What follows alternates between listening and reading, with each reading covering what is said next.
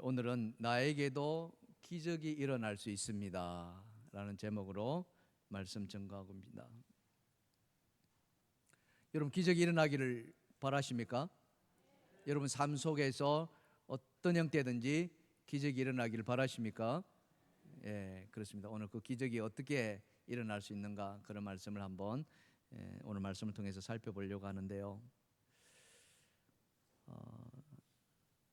여러분 삶 속에서 의사로부터 어느 날 당신은 5%의 생존밖에 남지 않았습니다 라고 선고를 받는다면 여러분 어떤 마음이 드실까요?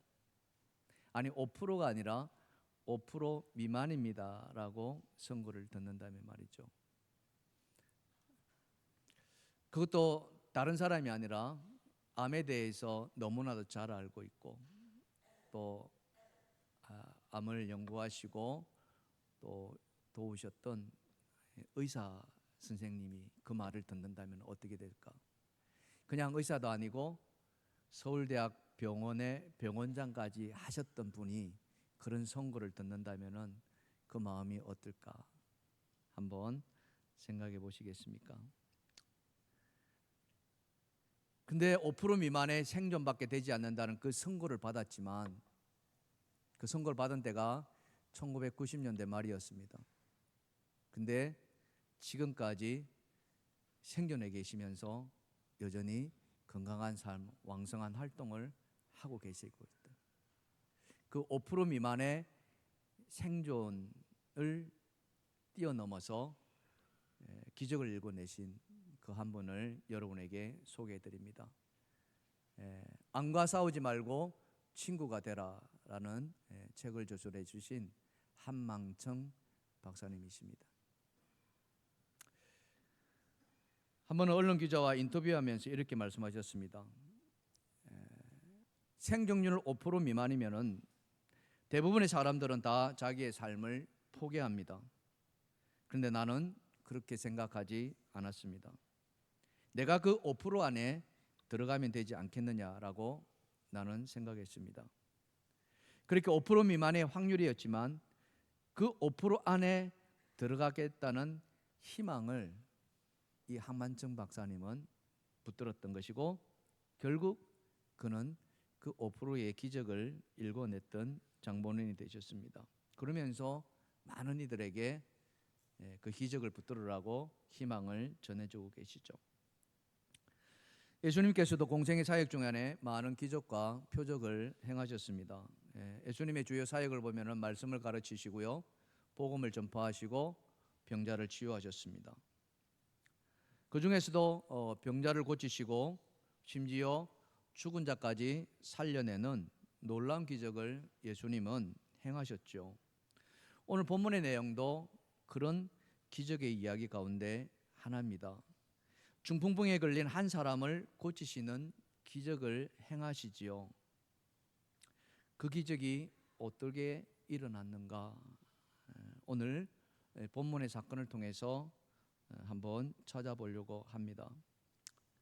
꼭 병이 아니더라도 우리의 삶에서도 기적은 얼마든지 일어날 수 있습니다. 사랑하는 성도 여러분, 여러분 안에 기적이 일어나기를 진짜로 원하십니까? 원하신 분은 아멘으로 답해 주시기 바랍니다. 할렐루야. 그렇다면 그 기적이 나에게 일어나야 되는데 어떻게 일어날 수 있는가? 여러분 한번 같이 말씀을 살펴보십시다. 자, 오늘 본문에서 기적은 어떻게 일어났을까? 자, 첫 번째로 기적은 다 같이 시작. 기적은 긍휼한 마음을 품을 때 시작되었다. 예수님께서 갈릴리 호숫가에 있는 가버나움에 가십니다. 이 갈릴리 호숫가가 어디 있느냐? 저 지도를 보시면은 저 북쪽에 이렇게 파랗게 져 있는 부분이 갈릴리 호수이고요. 가버나움은 그 북서쪽에 있는 작은 고을입니다. 이곳에 로마 군대가 주둔했고 그 군대의 백부장이 예수님을 만나러 나옵니다. 오늘 본문은 그렇게 시작되고 있죠. 근데 이 백부장과 예수님의 만남은 예사롭지 않는 만남이었습니다. 백부장은 자기 하인을 구하기 위해서 사실 자기의 모든 것을 다 내려놓고 예수님을 만나러 왔기 때문에 그렇습니다. 자, 그 만나러 와서 그는 무엇을 했을까요? 자, 본문 5절과 6절입니다. 같이 한번 읽어보시면은 시작. 예수께서 가버나움에 들어가시니 한 백부장이 나와 간구하여 이르되 주여 내 하인이 중풍병으로 집에 누워 몹시 괴로워하나이다. 여러분 중풍병이 뭐라는 것은 여러분도 잘 아실 것입니다. 뭐 지금은 중풍이란 말을 잘 쓰지 않죠. 뇌혈관 질환이다 이렇게 이제 이야기를 합니다. 이 뇌혈관 질환의 대표적인 증상이 바로 마비가 오는 거 아니겠습니까? 안면 마비가 찾아오고 사지의 마비가 찾아오고 심하면은 전신 마비까지 이르는 그러다가 결국 죽음에 이르는 굉장히 무서운 병이죠. 전 세계에 사망 1위가 그 원인이 바로 이 뇌혈관 질환이라고 이야기를 하고 있습니다. 백부장의 하인도 그랬습니다. 굉장히 고통스러웠습니다. 말로 다 할 수 없는 괴로움. 그 고통을 덜어주고자 이 백부장이 예수님을 찾은 것입니다. 이것에서 우리는 백부장의 마음을 좀 읽어낼 수 있을 것 같은데요. 여러분 사실 이탈리아 군대의 백부장 정도라면은 보통 사람이 아니지 않습니까? 점령군을 와서 가버나움을 치안을 다 담당하고 다스려가는 그런 높은 사람이었습니다. 그래서 하인 정도는 뭐 백부장의 눈에 들어오지 않을 수도 있었겠죠. 많은 하인들 가운데 한 사람이 아픈 거 그거 대수롭게 여기지 않았겠습니까? 그렇지만 오늘 백부장은 그렇지 않았다는 거죠. 비록 하인이었지만은 그는 하인의 그 아픔을 함께 아파했고 괴로울 때 함께 괴로웠던 것 같습니다. 남의 아픔을 같이 아파하고 남의 고통을 같이 나누는 이걸 성경에서는 뭐라고 이야기합니까? 긍휼이다라고 이야기합니다. 긍휼의 마음, 불쌍히 여기는 마음. 예수님께서 많은 병장을 고치셨는데 그 고침도 역시 긍휼의 마음에서 시작되었지 않습니까? 여러분 맹인 거지 바디메오를 아시지요? 그죠? 거지도 불쌍한데 눈까지 보이지 않으니 얼마나 불쌍합니까? 심지어는 그는 이름조차도 없었어요. 바디메오이라고 하는데 사실은 이 바디메오란 뜻이 이름이 아니라 디메오의 아들이다 하는 그거예요. 이 이름조차도 지어주지 않았던 거죠. 그 바디메오 눈을 뜨게 해주셨다는 거죠. 불쌍히 여기셔서. 또 한 번은 예수님께서 10명의 나병 환자를 고쳐주지 않습니까? 다윗의 자손 예수여 우리를 불쌍히 여겨주십시오 하는 그 말. 예수님에게 가까이 다가오지 못하고 저만치 떨어져서 그죠? 나병이라는 게 그렇지 않습니까? 격리되어야 되니까. 그런 나병 환자들에게 예수님이 너희 몸을 제사장에게 가면서 보여라 이렇게. 그 순간에 그들의 나병이 고쳐지는 그런 기적도 일어납니다. 이게 다 무엇입니까? 긍휼의 마음에서. 심지어는 죽은 자도 살려내시죠. 한 번은 성을 들어갔는데 성에서 나오는 장례 행렬을 만납니다. 너무나도 슬퍼하는 장례 행렬이었어요. 근데 어떤 장례냐면은 그 성에 사는 과부의 아들이 죽었다는 거예요. 자식이 부모 앞서서 간 겁니다. 너무 슬픈 거죠. 그렇지 않습니까? 그래서 예수님이 그 간에 손대시고 그 죽은 자를 그 청년을 살려내지 않습니까? 오늘 본문에서 백부장을 만난 백부장의 그 마음에 예수님은 무엇을 읽어냈느냐? 어떻게 백부장이라는 사람이 하인 한 사람 때문에 나를 만날 수 있는가? 그의 괴로움을 그 하인의 괴로움을 자기의 괴로움으로 여기고 있구나 하는 것을 보신 것이죠. 그래서 예수님은 그 하인을 살려내는 그 기적을 행하신다는 거예요. 여러분 기적은 저 멀리서 다가오는 것이 아니라 아주 가까이에서 그 가까이에서 일어나고 있다는 것을 우리는 이 말씀을 통해서 깨달아야 될 걸. 여러분, 기적이 일어나기를 바란다면은 내 안에도 이 주님의 마음이 생겨나기를 기도하시길 바랍니다. 그 마음은 다른 마음이 아니라 남의 아픔을 나의 아픔으로 여길 줄 알고, 남의 고통을 나의 고통으로 여길 줄 알고, 함께 마음을 함께 하는 것. 여러분, 장례가 났을 때, 교회 장례가 났을 때 여러분 마음을 같이 해준다는 게 이게 얼마나 큰 위로가 되는지. 그죠?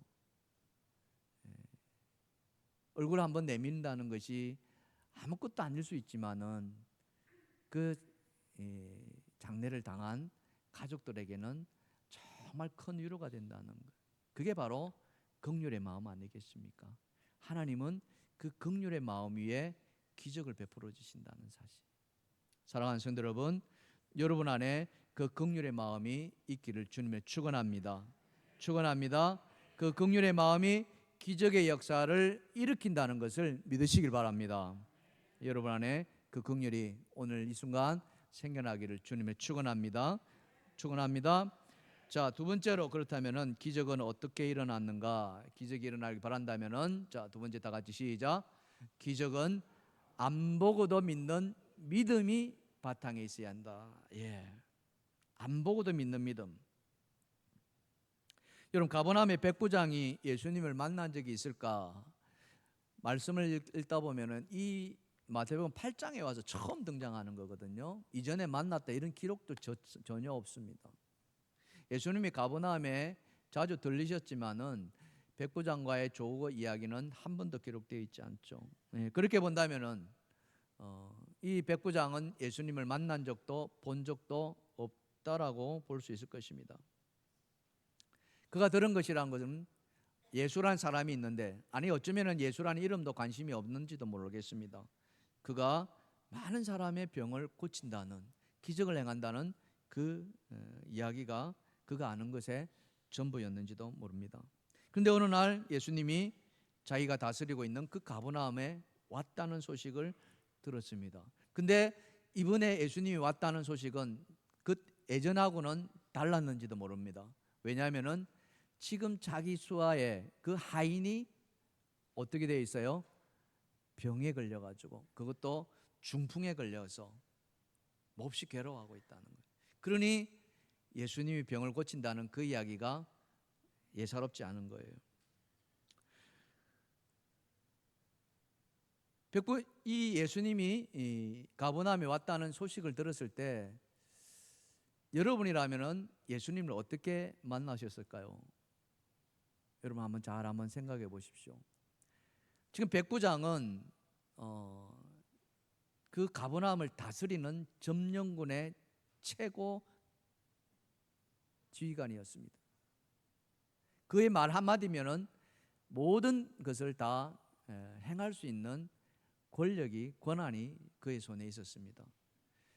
일개 예수님이 이렇게 왔을 때에 그 예수를 부활을 시켜서 데리고 와라 라고 명령을 내릴 수도 있었지 않겠습니까?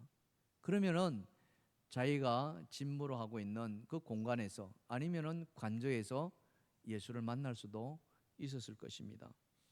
하지만 오늘 말씀을 보면은 백부장은 자기의 그런 권한을 전혀 내세우지 않았습니다. 오히려 그는 예수님이 오고 있는 그곳을 향해서 나아갔습니다. 그리고는 간절히 청했죠. 여러분, 청하는 사람이 목을 곧게 하고서 청할 수 있었겠습니까? 그렇지 않지 않겠습니까? 부탁하는 입장에서, 요청하는 입장에서, 도와달라는 입장에서 그는 예수님 앞에 겸손하게 부탁을 했을지도 모르겠습니다. 이런 백부장의 그 모습을 우리는 어떻게 해석해내느냐, 이게 우리가 묵상해야 될 제목 아니겠습니까? 요한복음 20장에 보면은 예수님의 부활 소식을 우리에게 들려주고 있습니다. 예수님께서 사흘 만에 부활하시고서 제자들을 찾아가시죠. 근데 그 찾아간 그 자리에 제자 한 사람이 없었습니다. 누구냐면은 도마라는 제자였습니다. 그리고는 예수님이 다시 제자를 떠나 나아가셨죠. 이후에 도마가 제자들을 찾아갑니다. 예수님을 만났던 제자들이 도마에게 말하죠. 우리가 예수님을 만났다. 부활하신 예수님을 오늘 우리가 이곳에서 만났다. 그렇게 도마에게 말했는데 도마가 그 말을 믿었어요? 안 믿었어요? 믿었어요? 안 믿었어요? 안 믿었어요. 왜 안 믿었어요? 내가 부활하신 예수님을 보지 못했다. 보지 못했다. 만나지 못했다. 8일이 지났습니다. 예수님이 다시 제자들 앞에 나타나셨어요. 그리고는 예수님이 말씀합니다. 그 자리에 도마가 있는 거예요. 도마야, 네 손을 내 옆구리에 넣어보렴. 이 도마가 예수님 옆구리에 그 찔린 창에 손을 넣었죠. 그제서야 도마가 주님은 나의 하나님이십니다. 나의 주님이십니다. 라고 고백합니다. 그 도마를 향해서 예수님이 뭐라고 하신 줄 아십니까? 요한복음 20장 8절에 이 말씀을 하세요. 자, 다 같이 시작. 예수께서 이르시되 너는 나를 본 거로 믿느냐? 보지 못하고 믿는 자들은 복되도다 하시도다. 아멘. 도마에게 하신 말씀이 뭐라고요? 보지 못하고 믿는 자들은 어떻다? 복되도다. 여러분, 이 보지 못하고 믿는 자들, 안 보고도 믿는 믿음, 이것을 히브리 기자가 뭐라고 말씀하셨냐면요, 히브리서 우리가 11장 1절 아닙니까? 자, 같이 시작. 믿음은 바라는 것들의 실상이요 보이지 않는 것들의 증거라는 거예요. 믿으십니까? 아멘. 사랑하는 성도 여러분, 여러분 안에 기적이 일어나기를 원하십니까? 여러분 삶 속에서 기적이 발생하기를 원하십니까? 그러시다면은 안 보고도 믿는 믿음이 여러분 안에 있기를 주님의 축원합니다. 축원합니다. 내가 봐야만이, 내가 경험해야만이 이게 아니라 그것이 주님의 말씀이라면은 우리가 그것을 그대로 받아들일 수 있고 믿을 수 있다면 이것이 바로 우리에게 기적을 일으키게 하는 하나의 바탕이 된다는 겁니다. 지금 예수님 앞에 있는 백부장이 그랬습니다. 그는 예수님을 만나지도 않았습니다. 보지도 않았어요. 그러나 그 안에는 믿음이 있었다는 거죠. 직접 경험하지 못했지만은 이 예수라는 사람이 내 하인을 낫게 해줄 것이라는 믿음. 그래서 그는 그 믿음을 가지고 예수님을 찾아갔고요, 자기 하인을 고쳐달라고 이렇게 간구했던 것입니다. 예수님은 그런 백부장을 보신 거예요. 그 백부장의 긍휼한 마음과 그러면서 그 안에 나로 말미암아 병이 고치겠다는 그 믿음이 있음을 예수님이 보신 거 아닙니까? 그러니 예수님 안에 얼마나 기쁨이 찾아왔겠습니까? 나를 알아주네. 우리도 그렇지 않습니까?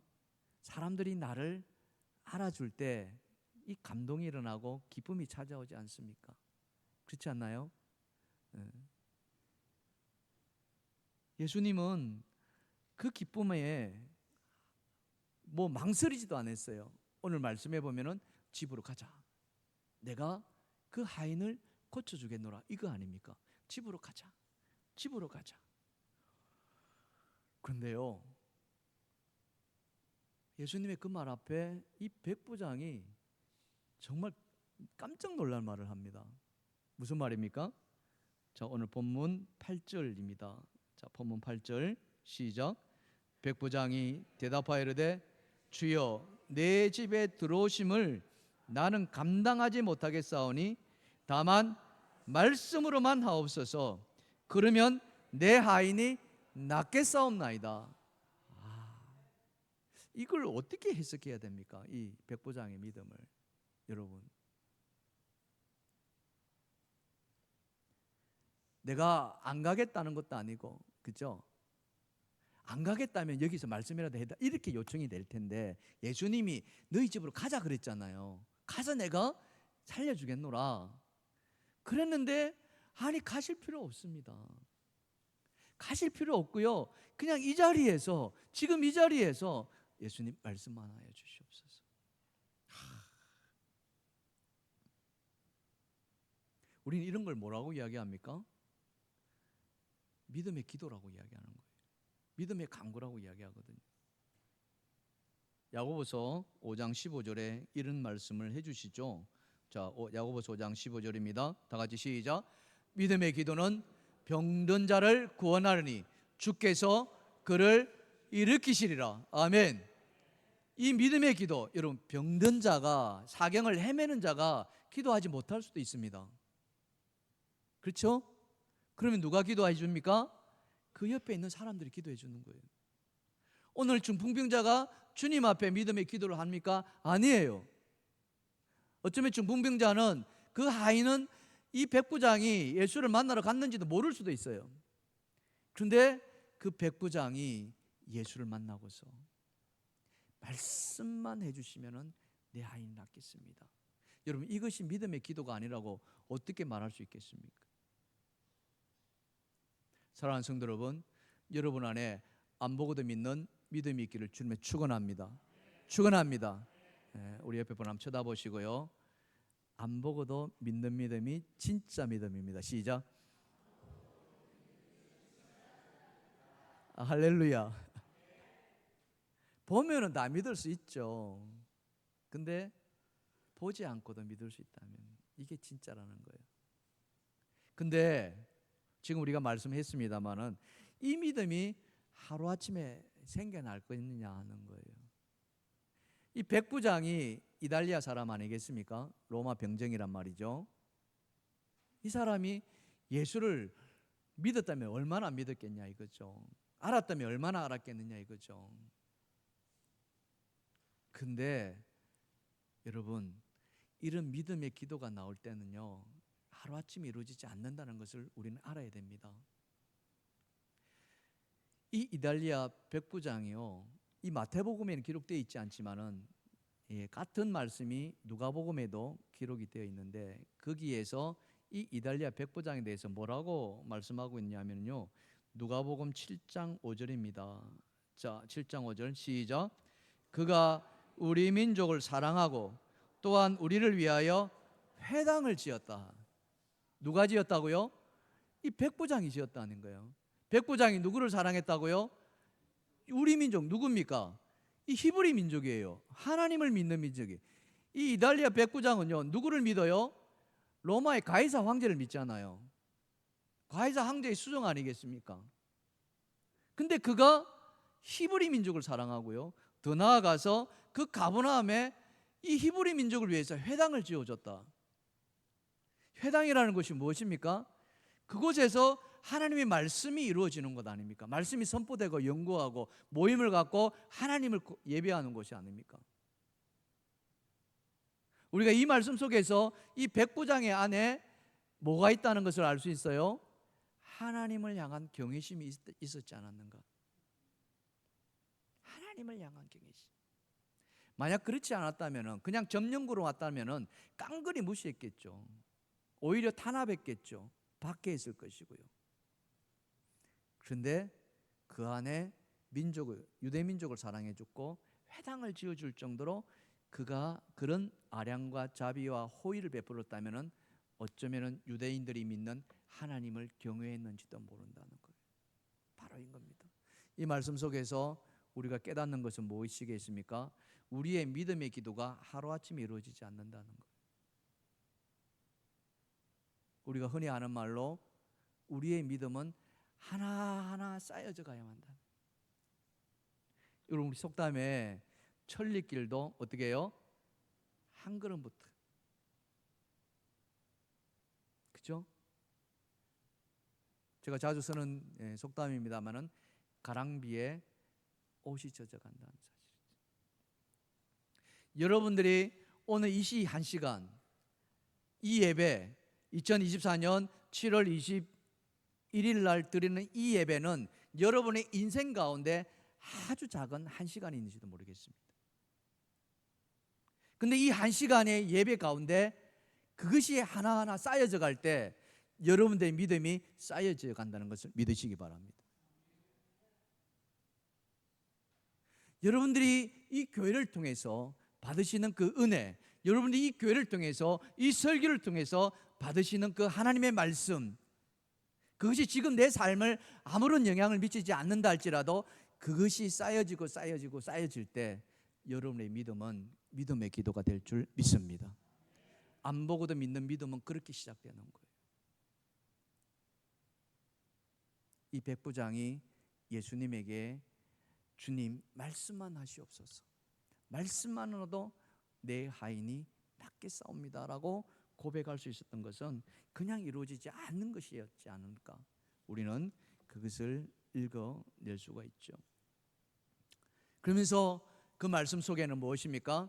그 말씀 속에는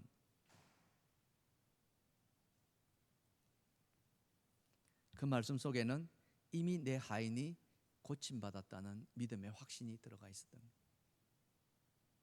그 확신. 예수님이 이런 말씀하시지 않습니까? 마가복음 11장 24절입니다. 다 같이 시작. 그러므로 내가 너희에게 말하노니 무엇이든지 기도하고 구하는 것은 받은 줄로 믿어라. 그리하면은 너희에게 그대로 되리라. 아멘.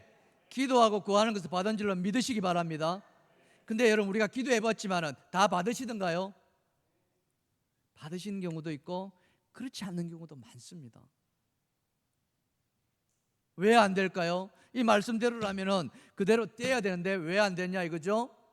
그것은 백부장이 가졌던 그 믿음이 우리 안에 아직 쌓여져 있지 않고, 우리의 믿음이 더 쌓여져야 되는데, 사도 바울은 그것을 뭐라고 이야기합니까?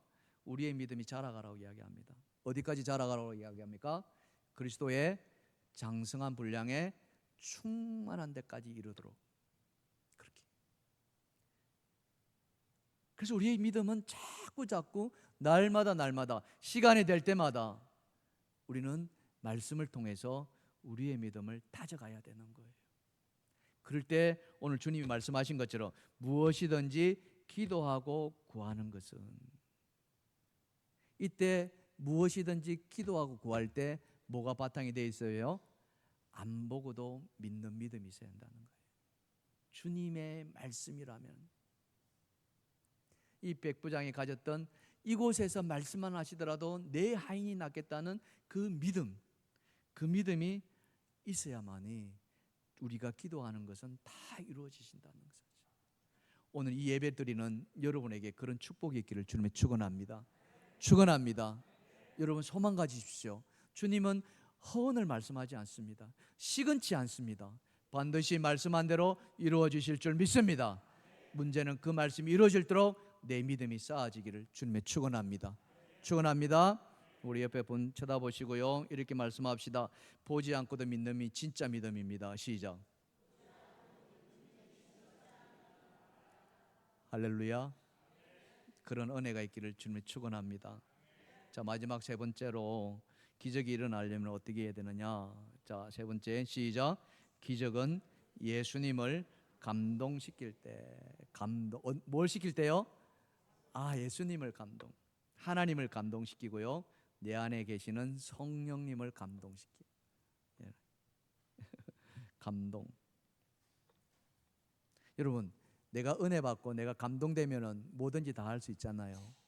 그죠? 장가 간 사람이 그 아내가 이쁘면은 어떻게 한다 그래요? 저같이 말뚝을 보고도 잘한다잖아요. 그죠? 내 아내가 이쁘면은 다 할 수 있습니다. 감동이 일어나면. 예수님이 이 백부장의 그 말 앞에 감동합니다. 어떻게 감동하셨느냐? 오늘 본문 10절입니다. 10절 다 같이 시작. 예수께서 들으시고 놀랍게 여겨 따르는 자들에게 이르시되 내가 진실로 너희에게 이르노니 이스라엘 중에 아무에게서도 이만한 믿음을 보지 못하였노라. 아멘. 누구에게 하는 말입니까? 백부장에게, 또 옆에 있는 제자들에게. 놀랍게 여겼다는 거죠. 예수님이 그동안 얼마나 많은 기적을 행하셨습니까? 그렇잖아요. 근데 이런 믿음을 보지 못하였노라. 그것도 이방인에게서. 예수님이 아마 깜짝 놀라요. 이게 뭐지? 응? 도대체 뭐야?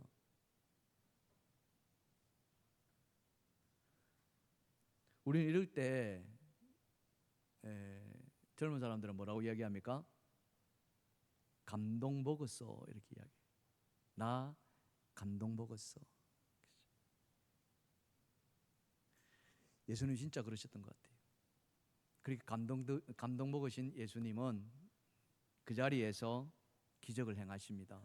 그게 오늘 본문 마지막 절 아닙니까? 본문 13절입니다. 다 같이 시작. 예수께서 백부장에게 이르시되 가라, 내 믿은 대로 될지어다 하시니 그 즉시 하인이 나으니라. 아멘. 아멘. 기적은 일어났습니다. 근데 그 기적은 어떻게 시작됐어요? 내 믿음대로, 백부장의 믿음대로. 할렐루야. 그렇습니다. 사랑하는 성도 여러분, 한 사람의 병을 고친다는 것이 얼마나 힘들다는 거 여러분도 잘 아시리라 생각합니다. 특히 큰 병이 찾아왔을 때 그 병을 극복한다는 게 얼마나 힘들겠습니까? 그런데 능치 못할 일이 없다고 하시잖아요. 주님은 믿는 자 안에서 능치 못할 일이 없다 하셨습니다.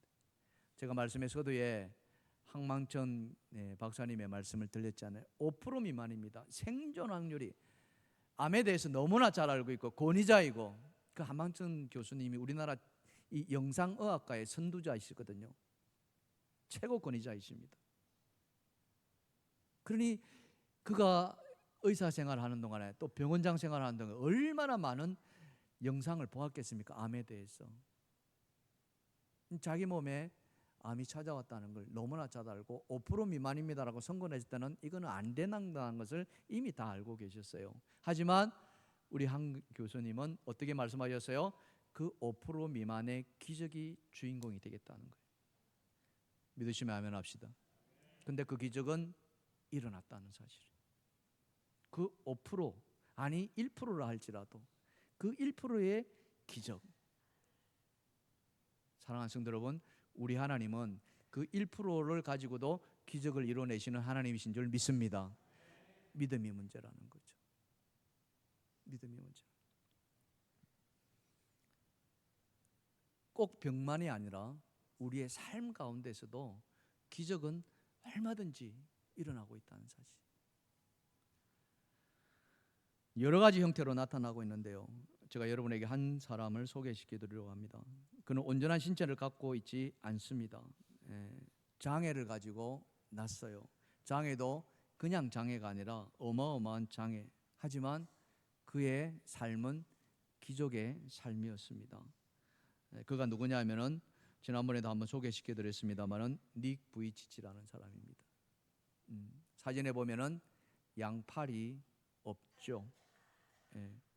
그는 태어날 때부터 해표지증이라는 유전 질환을 갖고 태어납니다. 양팔이 없이 태어나고요. 한쪽 다리도 완전히 없습니다.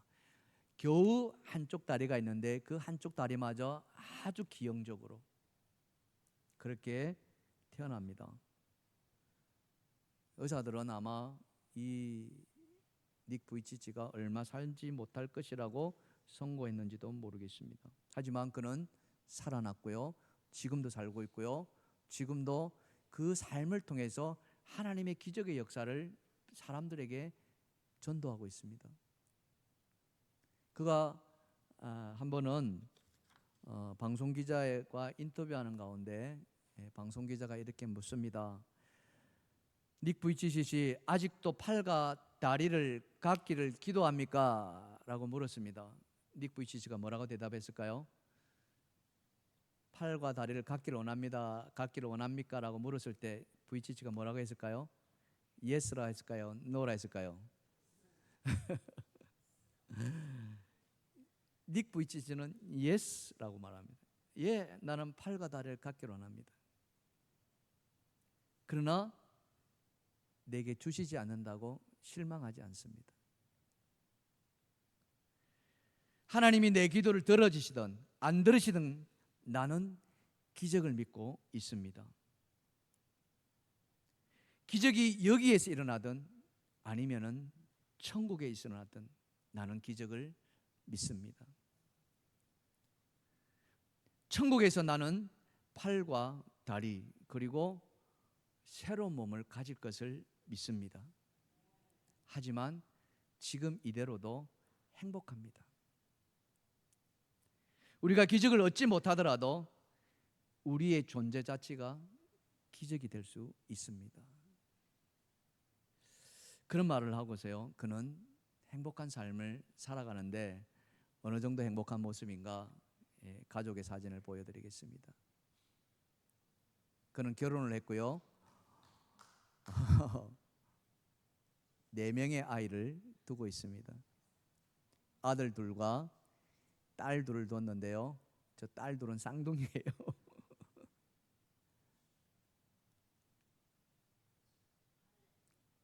모습이 어떻습니까? 행복해요? 안 행복해요? 행복해 보이잖아요. 어떻게 행복할 수 있습니까? 그는 여전히 뭘 믿고 있어요?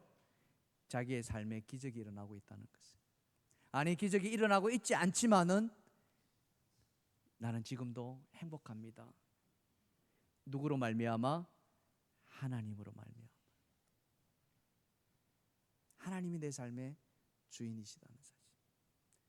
나를 이렇게 만드신 분도 하나님이시요, 나를 이끌어 가신 이도 하나님이시요, 천국에서는 이 모습이 아니라 온전한 모습이 되리라는 믿음으로 그는 지금도 주의 복음을 전하면서 행복한 삶을 살아가고 있습니다.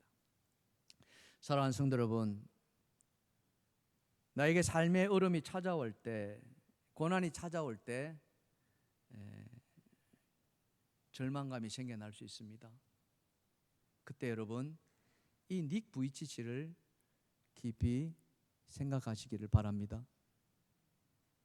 낙심이 되어 죽을 것 같은 고통이 찾아올 때 나를 위하여 십자가에 돌아가신 예수 그리스도를 묵상하시길 바랍니다.